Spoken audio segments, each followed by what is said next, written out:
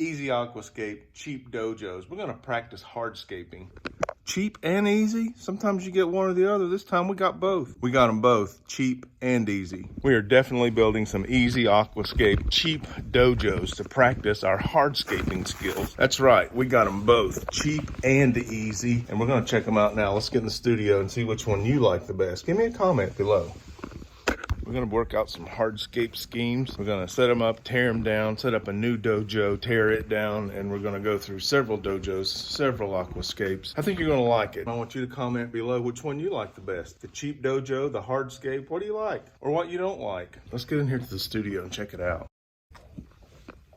We're building a fish studio to feature several beautiful display tanks, so I need to up my aquascaping game. So I'm going to show you how I got several cheap and easy dojos set up in what is to be the fish studio. Right now it's just a garage, and the echo and ambient noise and other factors beyond my control mean this is going to be a voiceover video while we're in the studio portion. So thanks for bearing with me on that, and let's take a look at this first example of a ready-made aquascaping hardscape dojo. It's a little deep, so it's going to require quite a bit of sand to fill all of that space in order to raise the level of the sand up to a surface area where you can view your actual hardscape when you're finished with the practice session. So the sides are adequate for supporting vertical elements. All you need to do is to add sand, also available at your local DIY store. You can see I used just play sand, very inexpensive, a few bucks for a bag of 50 pounds, and we're ready to go. Now, to frame the scaping size and fill the space with an inert material, I had some scrap foam laying around.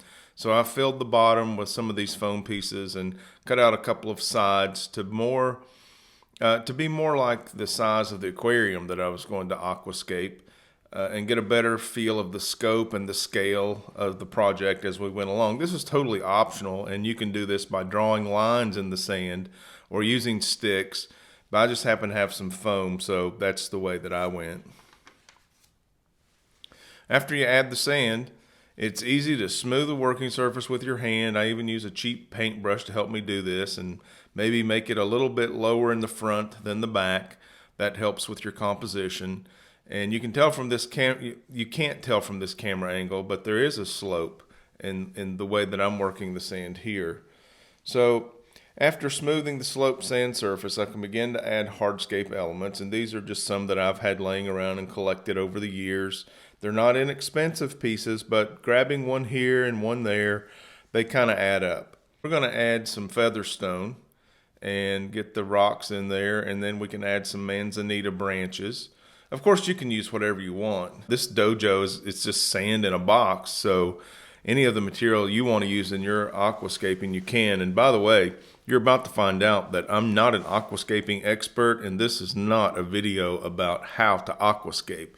This video is about some cheap and easy dojos that I was able to put together and work with while I'm trying to practice and get better as an aquascaper. So make sure you check those things out and that they're aquarium safe before you add them to a living aquascape. Because we're working in a dojo here, we can rearrange as often as we want and not worry about any damage to our aquarium or breaking down the expensive substrate material that we're working these rocks and pieces of wood on top of. I think this is a very effective way to practice hardscape aquascaping skills. If you agree, hit that thumbs up button. The reason we practice our hardscapes in a dojo is to become a better hardscaping aquascaper. But the benefits that come along with that are eliminating the risk of damage to your aquarium during the practice session. You might learn that a vertical element is going to be able to be stabilized or not. You might have in the aquarium a large, heavy vertical piece fall and crack or scratch the aquarium. You don't have to worry about that if you're practicing in a dojo. And also, the expensive substrate that you're using in the actual aquascape that's going to be good for plant nutrition and so forth. I enjoy using the Fluval Stratum. and if you roll it in your hand, it just turns to a fine powder. It's a soil. So if you compact it with hardscaping materials, you're going to destroy that soil. Those are benefits in addition to becoming a better aquascaper. We're not going to damage our aquarium or our substrate. Just like that, we can put our cheap and easy dojo away until we're ready for another Aquascape Hardscape practice session. These storage bins also come in different sizes. These just accommodate the space that you have, the size that you feel like you're going to need. This smaller unit was less expensive, under $10, and it's also available at the big box DIY stores. After adding sand to this one as before, this dojo is ready to take for a spin. After smoothing the sand and sloping it a bit, we've got this inexpensive paintbrush here, less than $2. We're keeping this thing on the cheap. We can add some elements and start another session. This time, let's try working with some Siriu stone, and I'm sure I said that incorrectly, so go ahead and phonetically spell that out in the comments if you can help me with the Siriu pronunciation. It's a beautiful stone. I wish I had more of it. And I also have some of this Malaysian driftwood, which, man, it's so dark. It's so rich in color. It will tannin stain your water, I'll tell you that. I recommend, if you don't want tannin stains, to plan on extra water changes. And it's a good idea to boil the Malaysian driftwood before you introduce it into an aquascape to reduce the amount of tannins released in the water that's going to stain it. Kind of a cool thing. The black water tank is in vogue right now, and it does have some benefits apparently to the fish. Okay, so starting with excellent materials increases our chances and opportunity for a desirable result. That you get what you pay for. In the case of these dojos, we're doing it cheap and easy. I think it would look better in a fish studio if we spent hundreds of dollars on some rich wood and had it nicely appointed with some metal supports, braces, and legs. But in the meantime, we're going to do this for a $20 bill and change, and we're going to increase our skill. Perhaps we'll build a nicer permanent unit in the future, but right now I'm having fun with these cheap, easy dojos. So again, the dojo, we can rearrange the hardscape as often as we like with no risk to our aquarium or substrate, just the benefit of becoming a better aquascaper on the cheap. Wow, I really like this. Storage bins make outstanding, inexpensive dojos to practice in, and I've got a couple of even less expensive models to show you, if you can believe that. One of these small Mason's tubs is $5 and change, again at the DIY stores, and man, are they handy. If you look through some of the videos that I've made in the past, you may see this tub show up more often than I even realized. The size offers a bit more of a surface area. It does lack the vertical supports of a back wall or side walls, but you can remedy that with some heavy poster board, scrap cardboard you have laying around, foam board, lots of options on the cheap here. And I think duct tape would hold any of those. I would recommend inserting them from the inside to assemble your walls rather than trying to attach them to the outside. But then we're right back to having a cheap, easy dojo, and you can go ahead and start practicing your hardscape. It does have a measurement. This particular model has a measurement on the front, and you can see I've demonstrated the front to back width. So lots of surface area to work for. That's a nice size aquarium if it has a footprint that size. Let's add some sand and get started. Smoothing and sloping the sand is always the first step in a dojo setup, just for the sake of a coherent composition when we're finished. And then we're going to add the elements, and this means our project's underway. Elephant stone and Malaysian driftwood. This Malaysian driftwood is pretty outstanding stuff. Elephant stone and Malaysian driftwood are a great tag team, and they make a strong statement. So we're going to have a really strong effect in our hardscape here that could be easily complemented with lots of different types of plants, clumping, carpeting, stemming. This type of aquascape is very versatile. Okay, and why not? Let's try another option.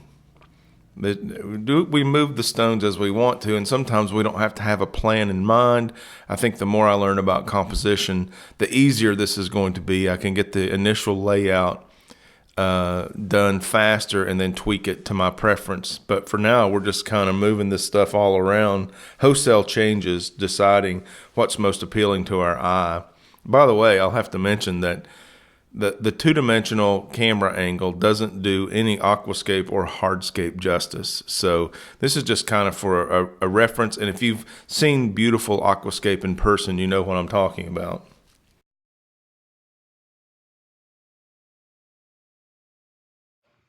And this next cheap dojo idea is the cheapest of them all. Check it out. This is a small storage container lid. It's available in lots of different sizes. This one, I think they mark it as a shoebox size. I picked this shoebox container because I wanted to try this lid as a cheap, easy Aquascape Dojo, and it was thicker than most of the others. I knew I could get more sand in this lid, and that would help stabilize any vertical rocks or wood pieces that I wanted to use easier than if it had been a shallower lid. However, you can work with the shallower lids. This just expands your options, having the thicker lid. In this session, we're going to work with the beautiful dragon stone and a nice mounted spiderwood piece. Now, this is an idea that I've mentioned before. If you start with great material, your chances for a desirable result are much higher. I mean, the dragon stone, how do you go wrong? It's almost like cheating. No matter which, it doesn't matter how it's situated, it's going to have a high impact. I think it's also going to be healthy in an aquarium with all those holes, creating so much surface area, hiding space, areas for plants to be attached to. Just a wonderful stone to work with. Now, this is pretty nice. I like that, but let's see what else we can come up with. We're going to re-smooth the sand a little bit and get started. I like this dojo session. So the best thing about this size container is it fits almost anywhere. It is the least expensive, and you can still practice your aquascaping hardscape skills if you use this lid as a sand-filled cheap dojo. And that's exactly what we're doing here. No walls, but I will, after we rearrange these elements into something that we decide we might like and enjoy, I'm going to use another lid of the same color to get a better idea of what the scape actually looks like. So that's another cheap, easy dojo tip, is to use a background. Any wall color you have is fine, and then use a contrasting color to see if it brings out any other details that might lead you to wanting to make a different, make a change or make something different happen in the hardscape. So changing the contrasting background can help you get a better view of your work. So for a few pounds of sand and a cheap container lid, we can have loads of aquascaping fun, practicing our hardscape composition, growing our skills. Here's another look with that larger container lid as a background, as I mentioned. This gives us a better visualization of this hardscape. The camera never does the three-dimensional design justice. Keep that in mind. Although I understand I have lots of improvement to go as an aquascaper, but I'm doing it. Look, I'm helping us help each other become better aquascapers. Now that I'm all practiced up, I felt really good about trying my own aquascape. I want you to check this out. Here's some other shots.